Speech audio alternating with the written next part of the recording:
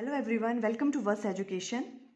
Today we will discuss on electromotive force, terminal potential difference and internal resistance of a cell.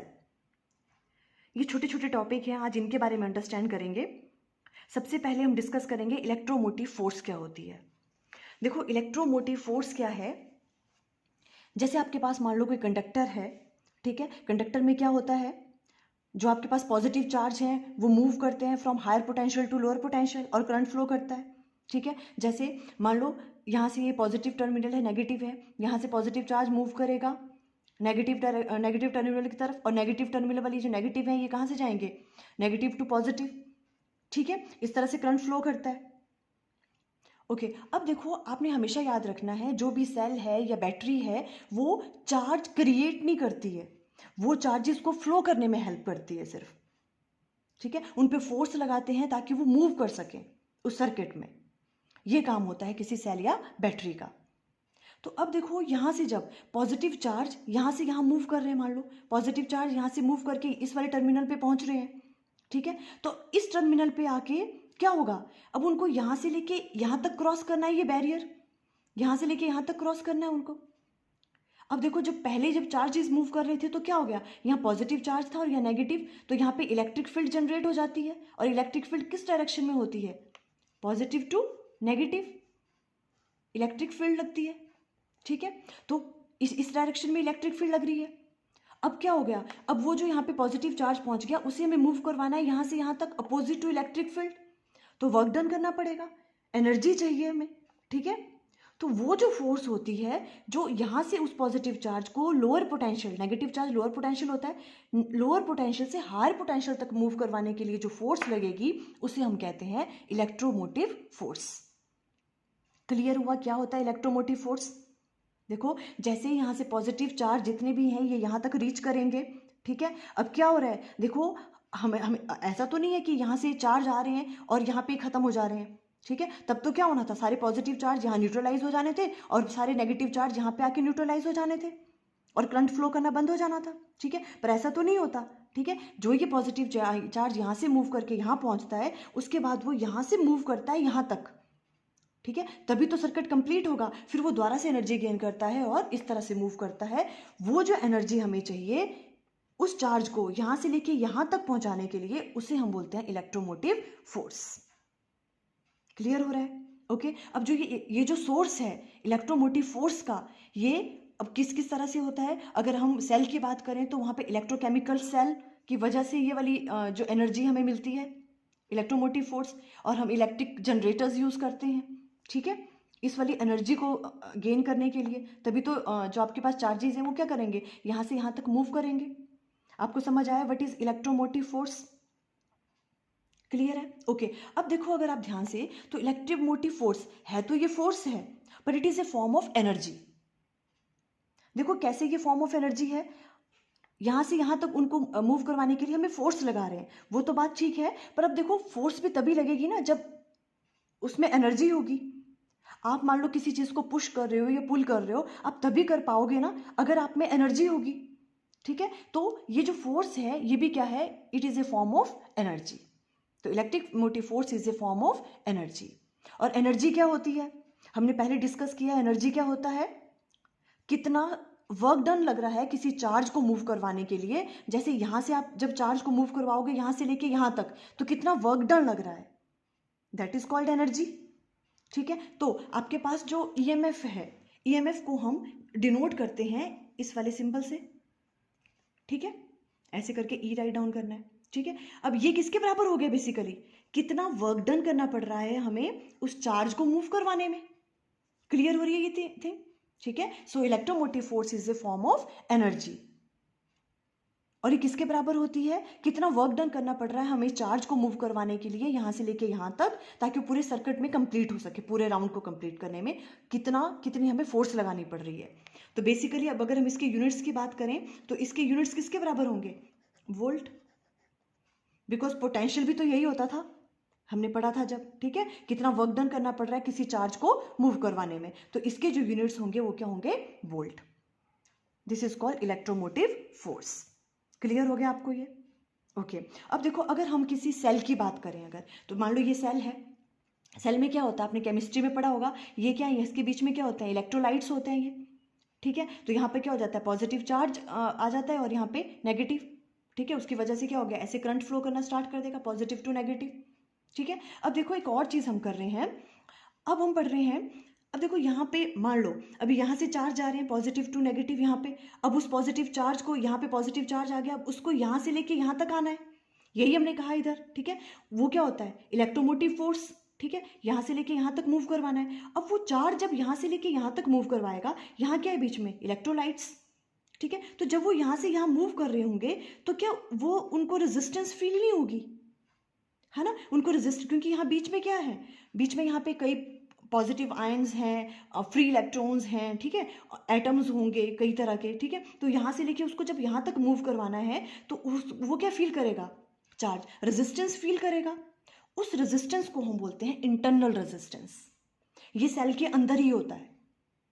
Clear हुआ what is internal resistance of a cell, ठीक है। जब यहाँ से वो charge को हम यहाँ से यहाँ तक मूव करवाएंगे, तो यहाँ से लेके यहाँ तक, ठीक है, तो क्या होगा, इसके बीच में इलेक्ट्रोलाइट है, इसमें क्या है, कई पॉजिटिव आयंस हैं, कई एटम्स हैं, उनसे उनको क्या करना पड़ेगा, उनके साथ वो कोलाइड होता हुआ जाएगा, तो रेजिस्टेंस फील करेगा।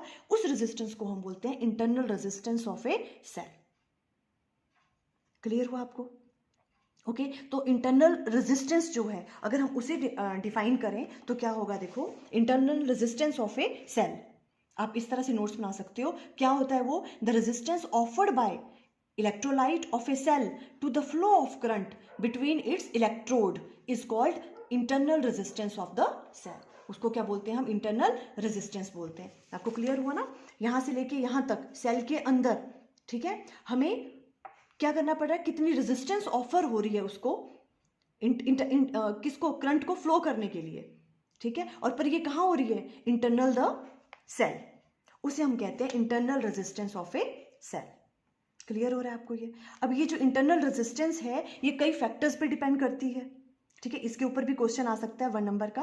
तो देखो ये किस पे डिपेंड करती है, it is directly proportional to the concentration of the electrolyte पे डिपेंड करता है कि इलेक्ट्रोलाइट की कॉन्सेंट्रेशन कैसी है। और सेकेंड ये किस पे डिपेंड करता है, it is directly proportional to the distance between the 2 electrodes, 2 electrodes के बीच में कितना डिस्टेंस है उस पर डिपेंड करेगा। इट इज इनवर्सली प्रोपोर्शनल, देखो ये डायरेक्टली प्रोपोर्शनल है, अगर डिस्टेंस उनके बीच में ज़्यादा होगा तो क्या होगा, उनके बीच में रेजिस्टेंस भी ज़्यादा होगी, अगर इनके बीच में डिस्टेंस ज़्यादा होगा तो उनको ज़्यादा पाथ क्रॉस करना पड़ रहा है, तो ऑब्वियसली उसमें जो रेजिस्टेंस की वैल्यू है वो क्या होगी, ज़्यादा होगी। क्लियर है, ओके।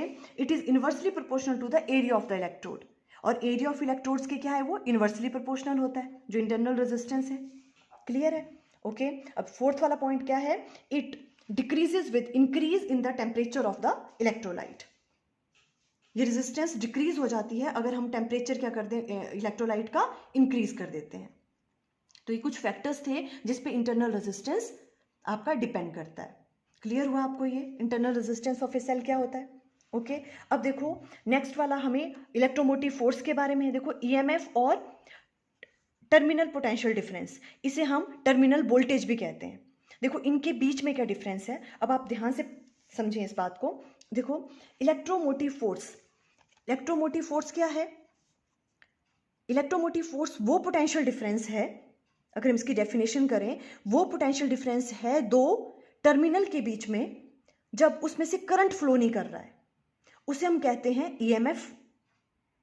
देखो ईएमएफ कौन सा हुआ, जब पोटेंशियल, कौन सा पोटेंशियल डिफरेंस, 2 इलेक्ट्रोड्स के बीच में पोटेंशियल डिफरेंस, या 2 टर्मिनल के बीच में जो पोटेंशियल डिफरेंस है, कब, जब उसमें से करंट फ्लो नहीं कर रहा है, तो हम उसे क्या कहते हैं, ईएमएफ। तो उसे हम कहते हैं electromotive force. The EMF of a source is equal to the maximum potential difference between its terminal when it is in the open circuit. अगर करंट फ्लो नहीं कर रहा है तो उसको हम क्या कहेंगे कि वो ओपन सर्किट है, और when it is not sending any current in the circuit, उस टाइम पे जो पोटेंशियल डिफरेंस होगा 2 टर्मिनल के बीच में, उसे हम कहेंगे इलेक्ट्रोमोटिव फोर्स। क्लियर हो रहा है ये।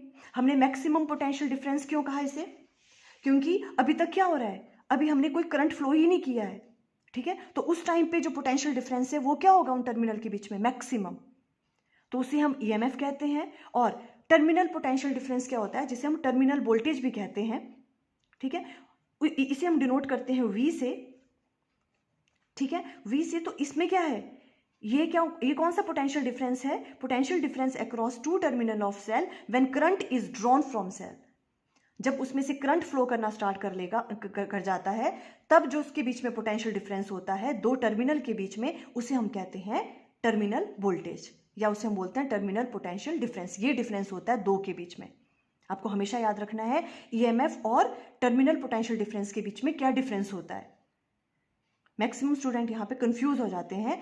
ईएमएफ, ई क्या होता है, जब उसमें से उस सर्किट में से क्या नहीं क्रॉस कर रहा है, करंट फ्लो नहीं कर रहा है, तो जो उसके बीच में पोटेंशियल डिफरेंस होगा दो टर्मिनल के बीच में, उसे हम कहेंगे ईएमएफ। और जब उसमें से करंट फ्लो करना स्टार्ट कर देते हैं, तो तब क्या होगा, उसके बीच में जो पोटेंशियल डिफरेंस होगा दो टर्मिनल के बीच में, उसे हम बोलते हैं टर्मिनल पोटेंशियल डिफरेंस। क्लियर हो गया इन दोनों के बीच में डिफरेंस? क्लियर है? ओके देखो, अभी अगर हम इस तरह से देखें तो जो आपके पास ईएमएफ है, ईएमएफ जो है वो मैक्सिमम पोटेंशियल डिफरेंस है। जैसे आप अगर आप मार्केट जा रहे हो और मार्केट से आप कोई सेल खरीद के लेके आ रहे हो, देखो जो उस पर जो लिखा होता है वो ईएमएफ की वैल्यू लिखी होती है। मान लो उसमें ईएमएफ की वैल्यू 1.5 है वोल्ट, ठीक है, जो भी है वो क्या है, उसका मैक्सिमम पोटेंशियल डिफरेंस है। और जब हम उसके क्या करते हैं, सर्किट में करते हैं और उसमें से करंट फ्लो करना स्टार्ट कर देते हैं, तो जो वोल्टेज की वैल्यू है ना वो कम आती है एज कंपेयर टू इस ईएमएफ के। कम क्यों हो जाएगी, देखो, क्योंकि अब उसमें से क्या फ्लो करने लग गया है, करंट फ्लो करने लग गया है। अब जैसे उसमें से करंट फ्लो करना स्टार्ट कर देंगे, देखो जैसे करंट फ्लो करना स्टार्ट करेगा तो क्या होगा, यहां से लेके उस चार्ज को मूव यहां से करना है। और हमने क्या कहा था, इसके बीच में तो इंटरनल रेजिस्टेंस होती है, ठीक है। अब ये जो इंटरनल रेजिस्टेंस है, इसकी वजह से भी यहाँ पे पोटेंशियल क्या हो जाएगा, ड्रॉप हो जाएगा। आप समझ रहे हो, जैसे करंट फ्लो करना स्टार्ट करेगा तो क्या हो जाएगा, ये वाला पॉजिटिव चार्ज यहां से यहां तक उसे मूव करवाना है, पॉजिटिव चार्ज यहां से मूव करके यहां पहुंचा, यहां से लेके यहां तक मूव करेगा, तभी तो करंट फ्लो करेगा। जैसे वो यहां पे मूव करेगा तो यहां पर तो रेजिस्टेंस उसको ऑफर करेगा, ठीक है, और उस रेजिस्टेंस की वजह से यहां पे पोटेंशियल ड्रॉप हो जाएगा, ठीक है, इंटरनल रेजिस्टेंस की वजह से, तो पोटेंशियल कम हो जाएगा। तो इट मीन्स जो आपके पास टर्मिनल पोटेंशियल है उसकी वैल्यू क्या होगी, टर्मिनल पोटेंशियल की वैल्यू कम होगी as compare to EMF. Clear हो रहा है, due to this potential drop, ठीक है, ये इस केस में होता है। अभी आप ये याद रखें, और बाद में जब हम पढ़ेंगे, जब हम चार्ज करते हैं किसी सेल को या बैटरी को, तो उसमें उल्टा हो जाता है, ये केस अपोजिट हो जाता है, उसमें ईएमएफ की वैल्यू ज़्यादा हो जाती है टर्मिनल वोल्टेज से। बट इस वाले केस में हमेशा क्या होता है, जो आपके पास वोल्टेज की वैल्यू है, टर्मिनल वोल्टेज की वैल्यू है, वो कम होगी एज कंपेयर टू ईएमएफ के। बिकॉज ईएमएफ क्या होती है, वो वाला पोटेंशियल डिफरेंस जब उसमें से करंट फ्लो नहीं कर रहा है। जैसे करंट फ्लो करेगा तो पोटेंशियल ड्रॉप होगा और आपके पास पोटेंशियल डिफरेंस की वैल्यू क्या हो जाएगी, कम आ जाएगी, और उसे हम क्या कहते हैं, टर्मिनल वोल्टेज कहते हैं। क्लियर हो गया? ओके, आई थिंक आपको क्लियर हो गया। आज हमने दो तीन चीज़ों के बारे में पढ़ा, इलेक्ट्रोमोटिव फोर्स, टर्मिनल वोल्टेज और internal resistance of a cell. I think आपको क्लियर हो गया। Thank you.